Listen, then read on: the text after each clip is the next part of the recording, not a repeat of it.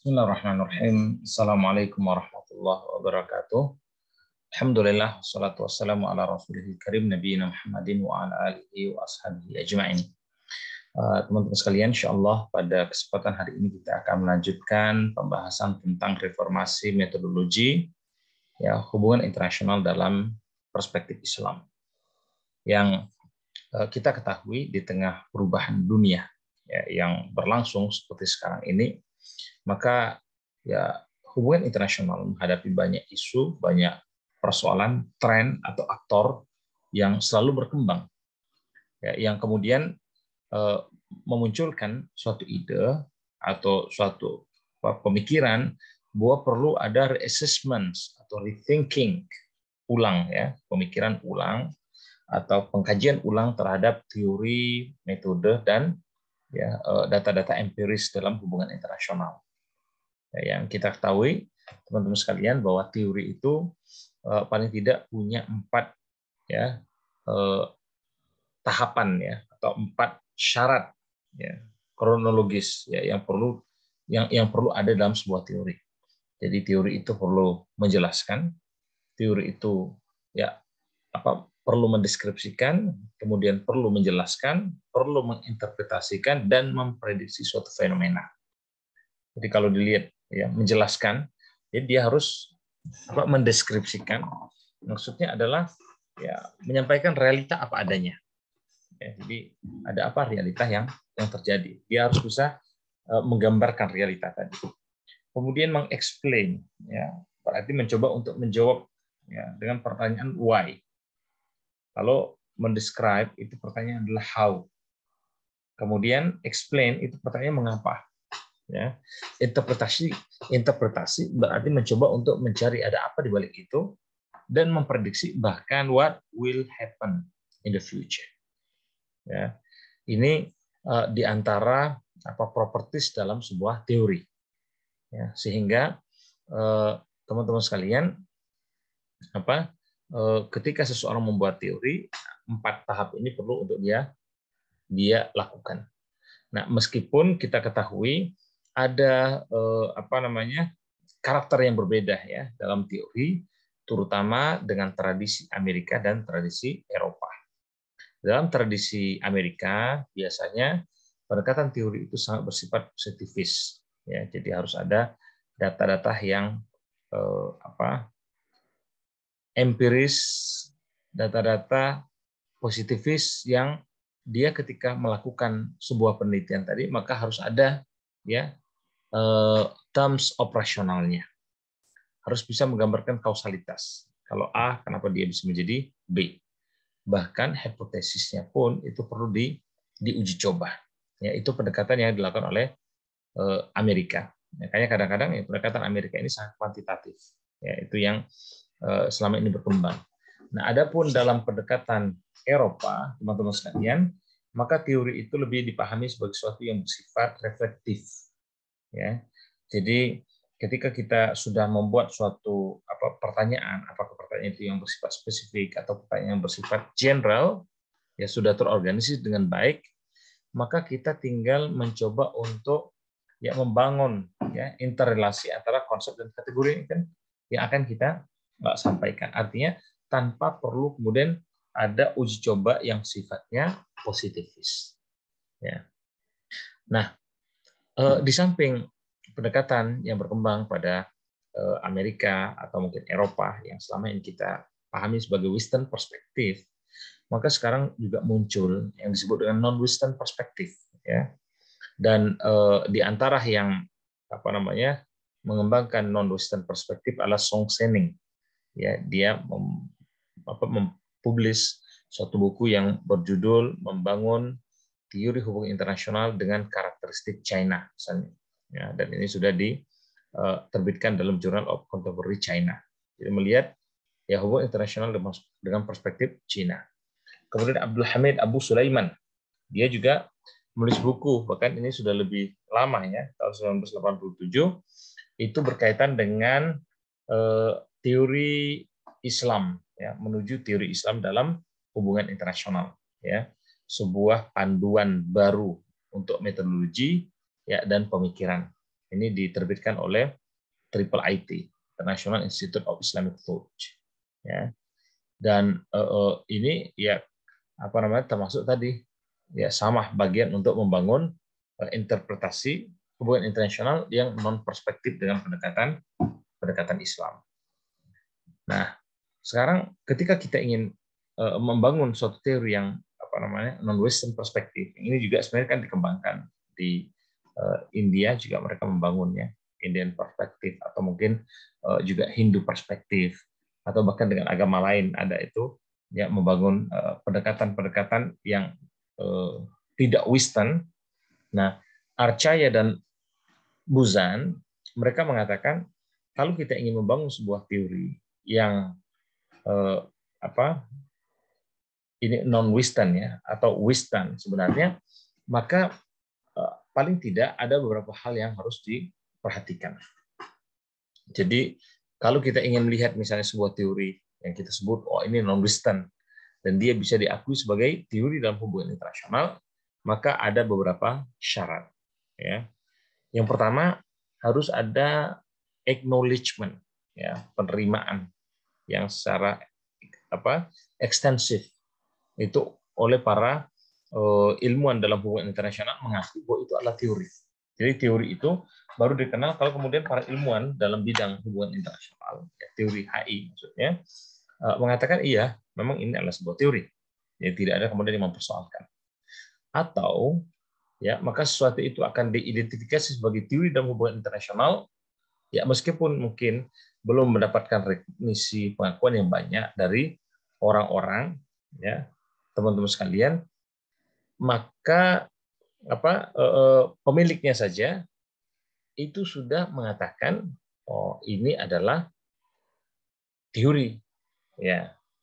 Jadi pemiliknya juga sudah mengatakan ini teori, dia sudah bisa menggambarkan, dia sudah bisa mengeksplanasi, dia sudah melakukan interpretasi, dan dia juga sudah melakukan prediksi. Ya. Jadi meskipun mungkin belum dengan rekognisi dari mainstream ya dalam kalangan komunitas hubungan internasional, tapi tetap acknowledgement tadi itu dibutuhkan. Ya, bukan berarti kemudian hanya kita sendiri yang menganggap ini sebagai teori. Kemudian yang ketiga tentu harus ada pendekatan yang sifatnya sistematik, ya, upaya yang sistematik untuk mengembangkan sesuatu yang kita sebut sebagai teori tadi itu ya menuju teori. Ya, makanya ada tahap yang disebut dengan pre-teori. Ya, pre-teori artinya masih ada kemudian peluang atau potensi untuk terjadi diskursus atau perdebatan dengan apa yang kita sampaikan. Nah, makanya tahapan-tahapan dalam membuat suatu teori ya dalam hubungan internasional utamanya pada perspektif Islam. Yang pertama, teman-teman sekalian, maka perlu ada background-nya, membangun suatu latar belakang sehingga bisa mengidentifikasi relasi antara agama dengan hubungan internasional. Ya, bagaimana misalnya Islam dengan hubungan internasional. Itu harus ada background-nya, harus dikaji terlebih dahulu. Apa ini kemudian memang merupakan sesuatu yang penting, kemudian apakah ada basis historinya, ya kalau dalam agama tadi apakah kemudian ada pendekatan terdahulu atau konsep-konsep agama yang menyangkut hubungan internasional, atau mungkin apakah ada pemikir-pemikir lain yang sudah menyebut hubungan internasional dengan pendekatan yang bersifat agama. Nah, ini bisa menjadi background yang bagus untuk membangun hubungan internasional dalam perspektif Islam. Kemudian yang kedua, teman-teman sekalian, ya perlu kita kemudian untuk melakukan analisa pada suatu unit. Ya, misalnya unitnya adalah nation state. Ya, maka di sini ya ketika kita mengkaji dengan konsep nation state tadi, ya perlu kita melakukan eksplorasi yang sangat mendalam. Ya, bagaimana ya kita mengakui misalnya unitnya adalah dalam pemerintahan atau negara bangsa. Nah, bagaimana kemudian konsep-konsep yang selama ini dipahami dalam Al-Quran, dalam Sunnah, atau dalam tradisi Islam berkaitan dengan pemerintahan dengan Islamic perspektif. Atau mungkin dikaji terlebih dahulu dengan pemerintahan Islam ya, yang berkembang selama ini. Kemudian yang ketiga, setelah kita melakukan eksplorasi yang mendalam ya, berkaitan dengan satu konsep yang sudah melakukan elaborasi berkaitan dengan pengalaman keagamaan tadi, ya pengalaman atau perspektif agama dalam memandang hubungan internasional, maka perlu melakukan diskusi lebih lanjut, ya, berkaitan dengan elemen dari otoritas, ya, yang paling tidak kita melihat, ya, pandangan dari beberapa ilmuwan Muslim, ya. Jadi bagaimana kemudian konsep-konsep yang dibangun oleh para ilmuwan Muslim tadi berkaitan dengan diskusi yang kita lakukan. Ya. Jadi kita tidak bisa, teman-teman sekalian, kemudian mengatakan, oh ini murni hanya dari saya, ya, tanpa kita melakukan, ya, kajian terlebih dahulu dari orang-orang yang, ya, melakukan kajian pada topik yang serupa dengan apa yang kita lakukan sekarang. Ya, paling tidak mungkin 4 orang itu kita coba kaji, ya, sehingga kita tidak mengklaim bahwa apa yang kita sampaikan itu adalah kita satu-satunya orang yang pernah melakukan kajian. Paling tidak, maka ada yang kita sebut dengan kajian terdahulu, ya, yang menjadi inspirasi bagi kita untuk melakukan kajian sekarang ini. Kemudian yang terakhir, maka perlu kita melakukan assessment, ya, dalam studi kasus, ya, berkaitan dengan kondisi kontemporer dari masyarakat Muslim, ya. Bagaimana misalnya kita menganalisis, ya, temuan kita berkaitan dengan konsep teori tadi dengan realita yang ada. Nah, sehingga dia bukan cuma sekedar pendekatan yang bersifat rasional, tapi dia atau teori tadi merupakan produk dari kajian yang bersifat empiris. Ya, ada data-data di lapangan. Nah, teman-teman sekalian, sekarang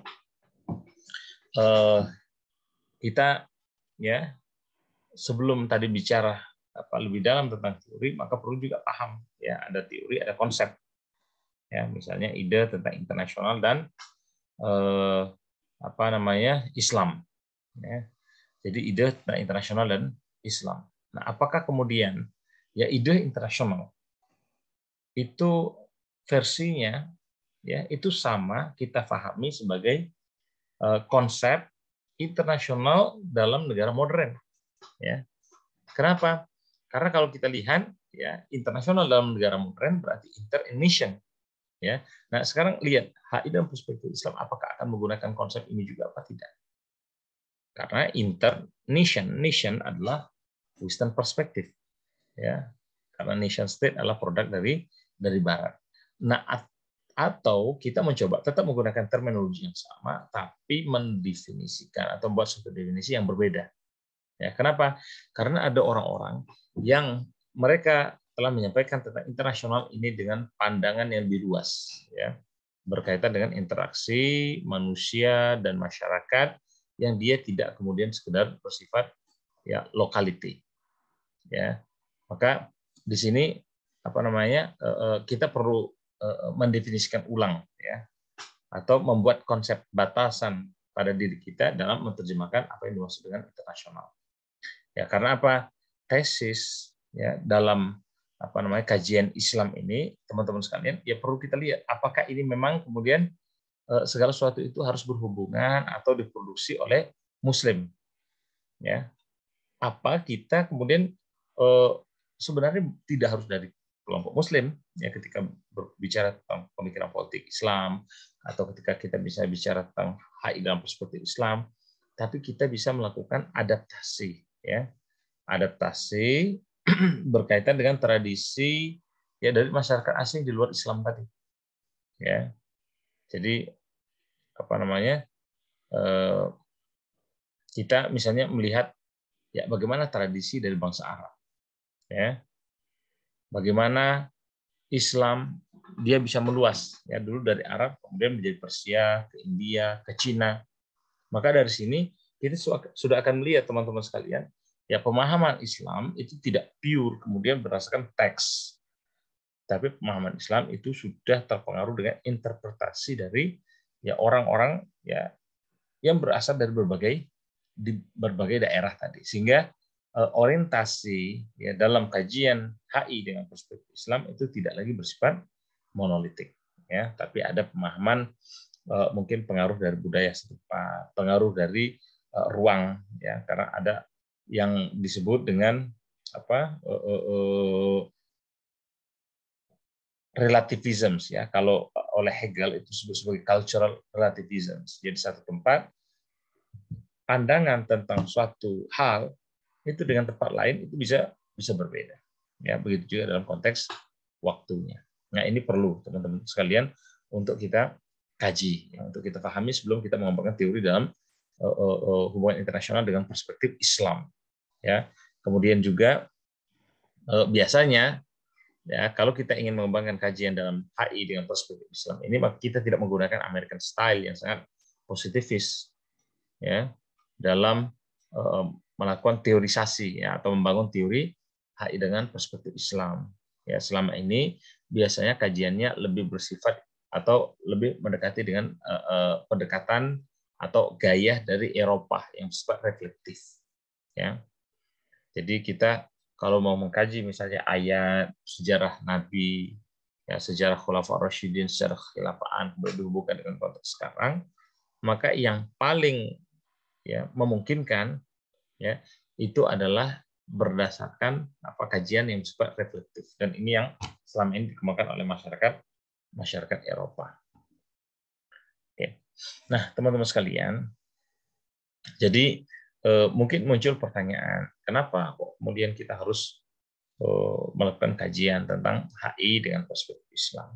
Ya, tadi sudah kita sampaikan bahwa sebenarnya perkembangan HI ini sangat pesat begitu ya.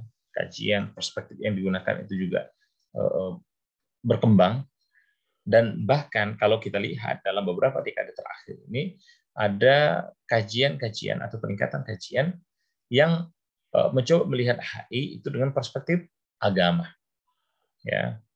Maka ada misalnya kajian religions and international relations, ya, ini dibahas bahkan dalam International Studies Associations, ya.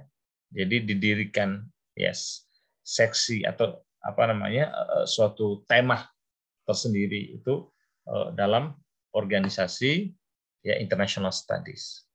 Ya. Kemudian kita juga melihat memang tidak bisa dipungkiri kalau kajian dalam kajian HI dan agama ini berkembang pesat itu setelah tragedi 11 September. Ya. Dan ini bukan hanya kemudian di dunia Islam, tapi juga di Amerika. Ya. Bahkan beberapa ilmuwan ya dalam bidang HI mereka telah membahas tentang ya global resurgence of religions, ya, di mana kebangkitan atau kemunculan kembali dari agama, atau ada yang mengkaji bagaimana perlunya untuk bring religion back into IR from its exile. Ya, karena selama ini kajian HI itu kayaknya terpisah dari agama. Maka ada orang yang mencoba untuk membawa kembali ya agama itu dalam kajian hubungan internasional. Nah, teman-teman sekalian, ya, ketika kita melakukan kajian HI dengan perspektif Islam, maka tentu ini berarti adalah kajian yang bersifat non-Western. Ya. Jadi orang selama ini, ya, kalau kita lihat melakukan perdebatan misalnya tentang teori dalam HI itu yang bersifat parokial atau etnosentris, ya, dan muncul juga kemudian banyak perdebatan berkaitan dengan IR, ya, hubungan internasional itu dengan non-Western perspektif. Misalnya kalau kita lihat ada pendekatan yang bersifat pendekatan baru ya dalam hubungan internasional. Ada orang yang mengkaji hubungan internasional dengan konstruktivisme, ya. Jadi dia melihat kajian HI sekarang ini merupakan sebuah konstruksi dari masa lalu, bahkan berkembang menjadi dekonstruktivisme, yang mencoba untuk menghancurkan kembali ya kemapanan yang sudah ada. Ada yang mencoba mengkaji HI itu dengan feminism. Ada yang mencoba mengkaji dengan postmodernism atau post-positivis. Ada yang mencoba melihat HI dengan pendekatan yang kritis. Nah, teman-teman sekalian, ini kemudian semuanya ini ya merupakan suatu bentuk dari kajian baru dalam hubungan internasional. Jadi teori tadi kemudian tidak dipahami itu dengan cara yang sangat sempit, ya. Jadi HI akhirnya pendekatan sangat reflektif, ya, tergantung dengan background dari masing-masing pemikir dalam hubungan internasional tadi.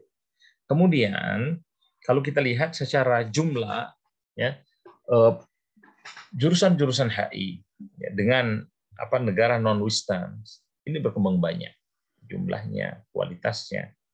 Jadi kita lihat misalnya di Jepang banyak berkembang HI, di Cina, di India, di Turki, di Brazil, di Rusia.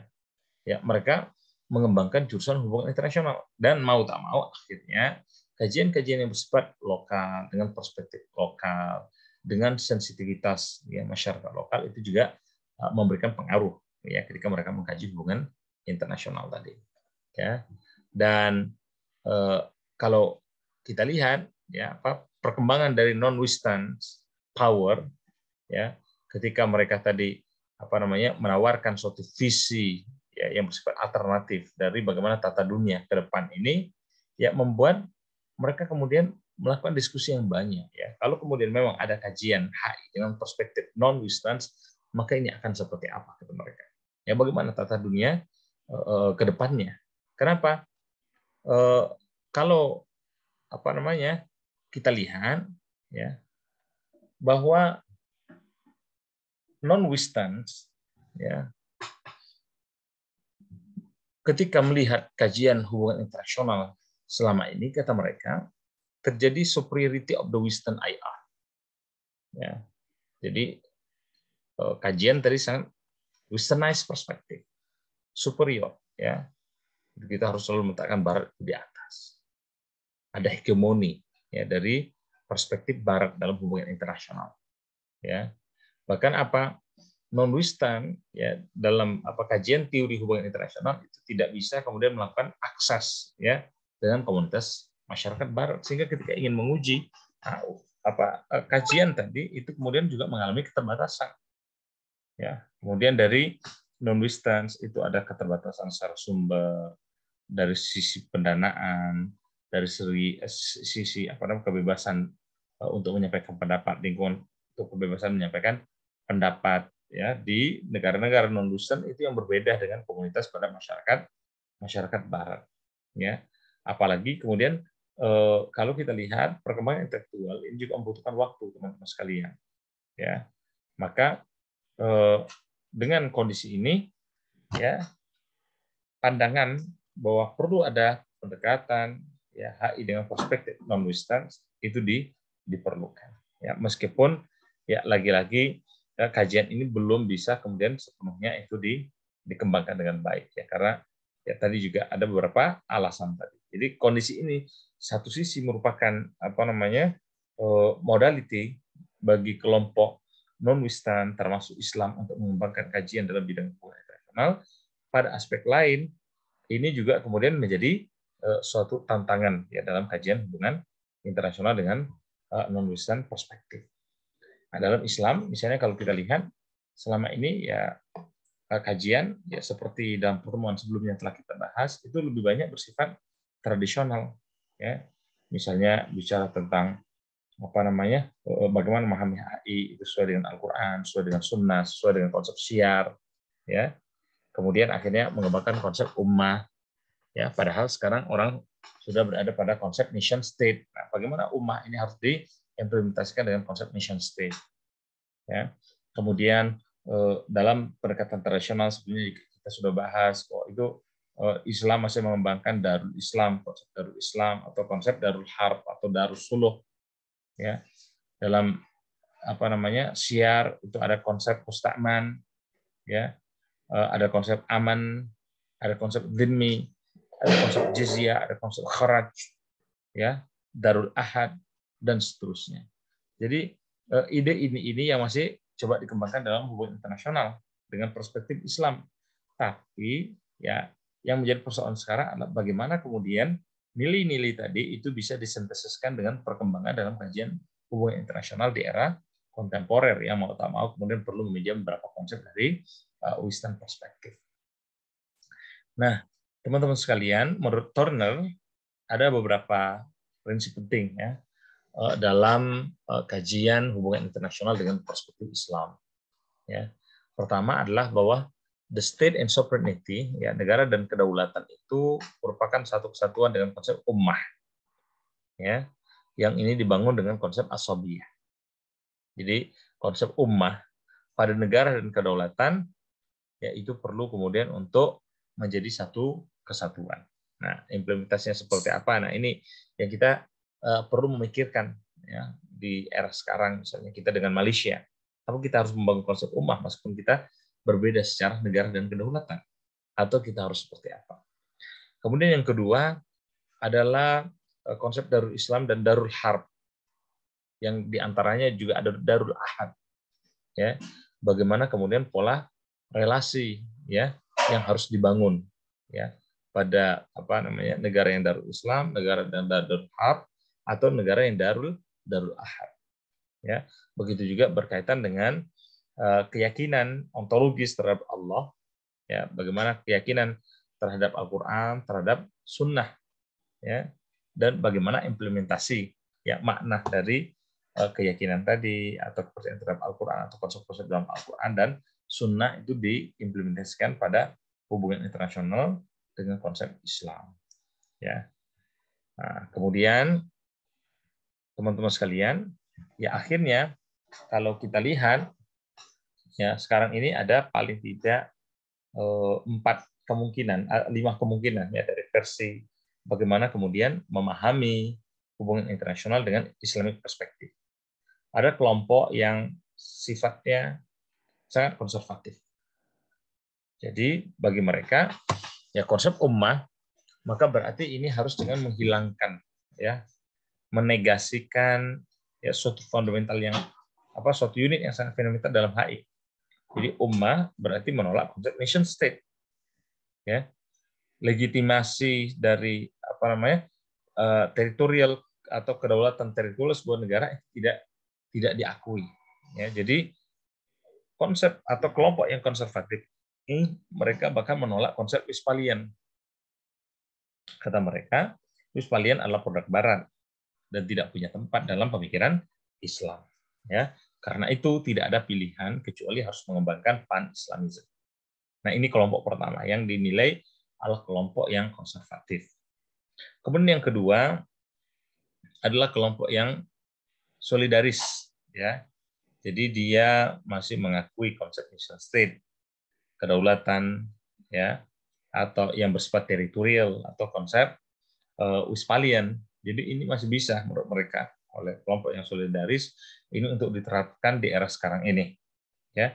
Tetapi apa yang kemudian yang perlu dilakukan oleh kaum muslimin, ya, kaum muslimin itu, teman-teman sekalian, kata mereka, adalah perlu untuk membangun suatu lembaga yang bersifat transnasional atau intergovernmental, ya, sehingga meskipun kita menggunakan konsep nation state, tapi ada kolaborasi, ada komunikasi, ada media, ya, kerjasama antara negara-negara yang mereka tadi punya ikatan secara keagamaan dengan Islam.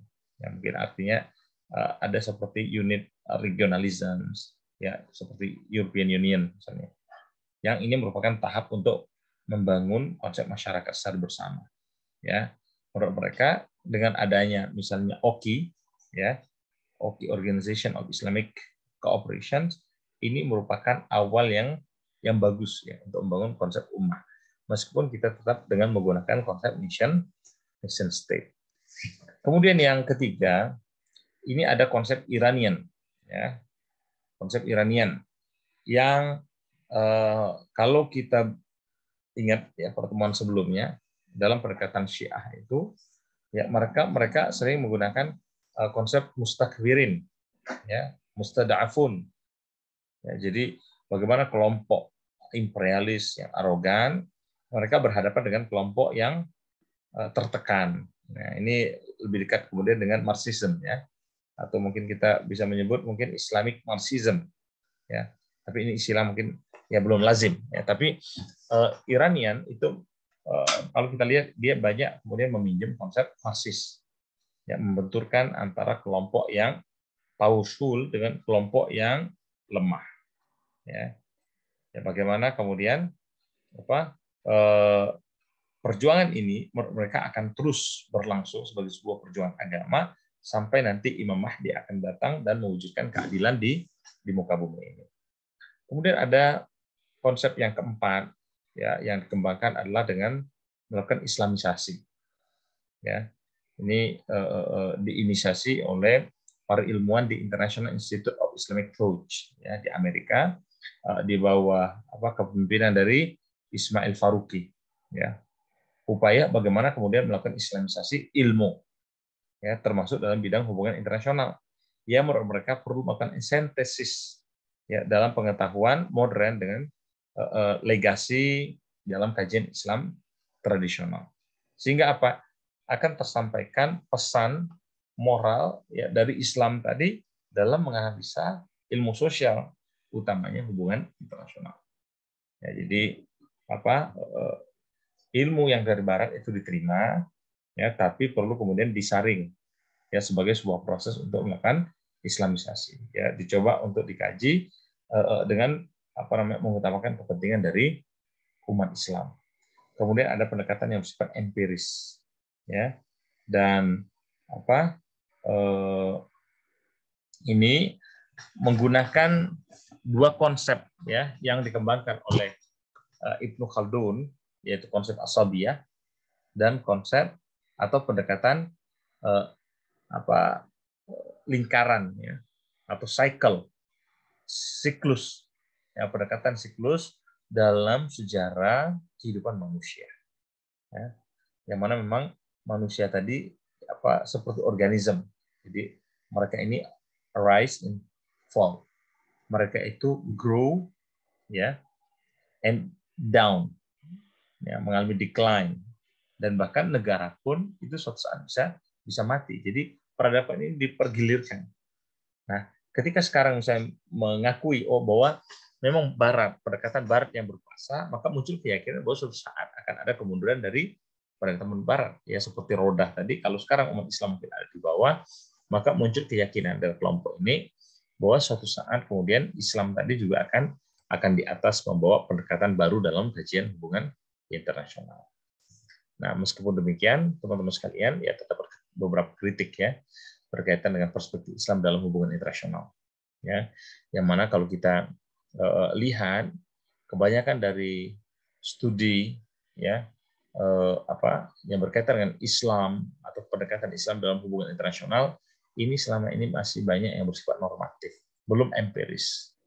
Ya, jadi baru kemudian bicara bagaimana idealnya menurut Islam, bagaimana nilai-nilai yang perlu diaplikasikan dalam hubungan internasional. Tapi kemudian belum ya secara detail itu melakukan kajian yang mendalam, yang mempunyai bukti-bukti empiris, sehingga kemudian patterns ya pola dalam hubungan internasional berdasarkan Islam perspektif tadi itu akan bisa betul-betul terwujud. Nah, jadi ini kritik pertama. Jadi orang butuh mana buktinya, ya bukan cuma sekedar sesuatu yang normatif. Kemudian teman-teman sekalian, interpretasi yang bersifat normatif ya berkaitan dengan idealnya HI dalam perspektif Islam, idealnya penerapan nilai dalam perspektif Islam ya. Ini akhirnya ya lebih berkembang dalam kajian yang bersifat teologis ya. Jadi kajiannya ya teologi politik. Kajiannya kadang-kadang bersifat sektarian yang membenturkan antara Syiah dan Sunni, atau kajiannya bersifat etnis atau budaya ya, atau mungkin pada level nasional, sehingga lagi-lagi ya untuk kemudian dipraktekkan di era sekarang ini masih mengalami persoalan ya. Kiranya itu dulu teman-teman sebagai pembuka untuk kelas kita dan bahan diskusi ya. Jika mungkin ada yang ingin teman-teman diskusikan atau pertanyakan, kami persilakan. Terima kasih. Assalamualaikum warahmatullahi wabarakatuh.